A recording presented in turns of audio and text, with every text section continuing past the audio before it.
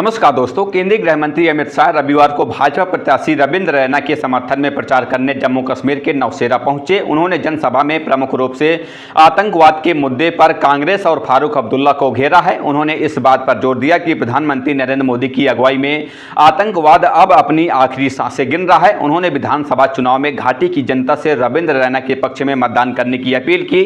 उन्होंने कहा कि अगर घाटी की रैना रविंद्र रैना के समर्थन में मतदान कर उन्हें विजयी बनाएगी तो हम नौशेरा घाटी में विकास की नई मिसाल कायम करेंगे।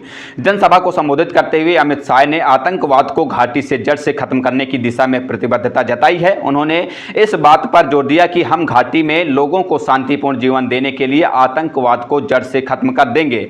अमित शाह ने कहा कि अगर किसी ने घाटी की शांति में खलल पैदा करने की कोशिश की तो मैं स्पष्ट कर देना चाहता हूं कि हम माकूल जवाब देंगे, जैसा पहले नहीं कर पाते थे। आज की तारीख में हम ईंट का जवाब पत्थर से दे रहे हैं और यह सब कुछ प्रधानमंत्री नरेंद्र मोदी के कुशल नेतृत्व की वजह से मुमकिन हो पाया है, जिसे घाटी के लोग भली भांति तरीके से समझ पा रहे हैं। अमित शाह ने अपने संबोधन में दो टूक कहा, अगर घाटी में फिर से आतंकवाद या पत्थरबाजी हुई तो मुझे यह कहने में कोई हर्ज नहीं है कि हम उसे पाताल में दफना देंगे। उन्होंने कहा कि फारूक अब्दुल्ला शंकराचार्य पर्वत का नाम बदलना चाहते थे, लेकिन हम ऐसा किसी भी कीमत में होने नहीं देंगे। अमित शाह ने आरक्षण के मुद्दे पर कांग्रेस पर जोरदार निशाना साधा। उन्होंने कहा कि कांग्रेस नहीं चाहते कि जम्मू कश्मीर में पहाड़ियों को आरक्षण मिले, लेकिन प्रधानमंत्री नरेंद्र मोदी ने यह तय किया है कि हम पहाड़ियों को आरक्षण देंगे और उनके विकास के लिए काम करेंगे। केंद्रीय गृह मंत्री ने आतंकवाद का जिक्र कर जम्मू कश्मीर के पूर्व सीएम फारूक अब्दुल्ला और कांग्रेस पर निशाना साधा। उन्होंने कहा कि अब्दुल्ला साहब, आप चिंता मत कीजिए, चुनाव संपन्न होने के बाद हम लोग श्वेत पत्र लेकर आने वाले हैं जो कांग्रेस को, आपको और मुफ्ती परिवार को पूरी तरह से एक्सपोज करेगा। आखिर आतंकवाद घाटी में कौन लेकर आया, किसकी सह पर आया, उस वक्त केंद्र में किसकी सरकार थी और घाटी में किसका शासन था, किसने आतंकवादियों के साथ बिरयानी खाई थी, यह पूरा कच्चा चिट्ठा हम खोल कर रखने वाले हैं। उन्होंने आगे कहा कि हाल ही में कांग्रेस के पूर्व गृह मंत्री शिंदे ने कहा था कि पहले उन्हें लाल चौक जाने से डर लगता था, अब आप देखिए देश का पूर्व गृह मंत्री लाल चौक पर जाने से डरता है।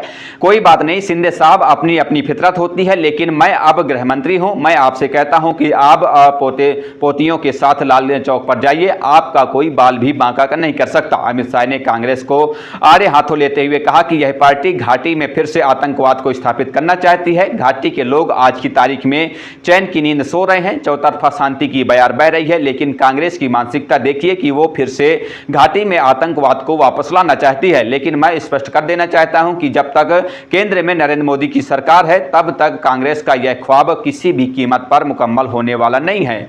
उन्होंने अनुच्छेद 370 को लेकर भी फारूक अब्दुल्ला पर निशाना साधा। कहा कि फारूक अब्दुल्ला बोलते हैं कि वो जम्मू कश्मीर में अनुच्छेद 370 लाकर रहेंगे, लेकिन मैं एक बात स्पष्ट कर देना चाहता हूं कि अगर इनकी 3 पीढ़ियां भी गुजर जाएंगी तो भी उनका यह ख्वाब पूरा नहीं होगा। वो जम्मू कश्मीर में अनुच्छेद 370 को बहाल नहीं कर सकते हैं। आज घाटी में चौतरफा शांति की बयार बह रही है, जिसे कुछ लोग पचा नहीं पा रहे हैं, लेकिन मैं ऐसा होने नहीं दूंगा।